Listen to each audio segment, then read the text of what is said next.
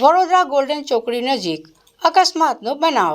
વડોદરાના પ્રવેશ દ્વાર ગણાતા ગોલ્ડન ચોકડી આજે ફરી એકવાર રક્તરંજિત અકસ્માત સર્જાયો હતો।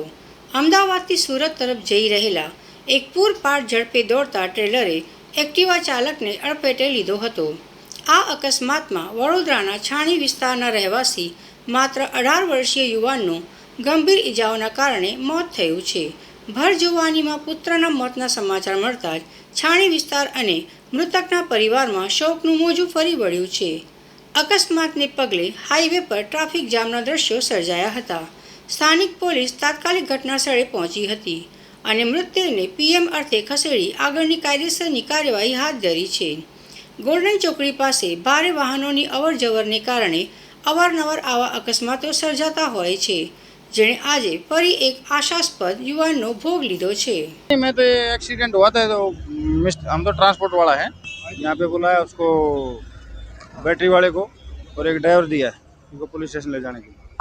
ये रात से बता रहे हैं, भी पड़ा यहाँ पे पीछे कोई आरटी ऑफिस में जा रहा था तो उसके पीछे घुस गया। कौन सी गाड़ी थी? ये टेलर ने कौन सी गाड़ी को ठोक दिया? गाड़ी तो एक्टिवा गाड़ी आई ना, उसने किसी ने ठोका नहीं, वो एक्टिवा वाले ने इसके अंदर पीछे ठोक दिया क्योंकि पीछे कोई ब्रेकर नहीं लगा था उसको। तो ये रात से पगड़ी बता रहा था, वो बैटरी उतर गई थी।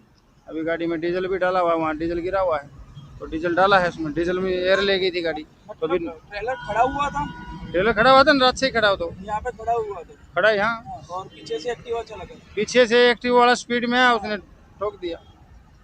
कितने बजे की घटना है ये? अभी 1 घंटा भी नहीं हुआ है। क्या उसकी हालत क्या है? हालत तो डेड करके बहुत जोरदार एक्सीडेंट हुआ है, हड्डी भी निकल के गिर गई थी बेचारी। और एक्टिवा की तो हालत देख ही रहे हो आप कैसी हो रखी।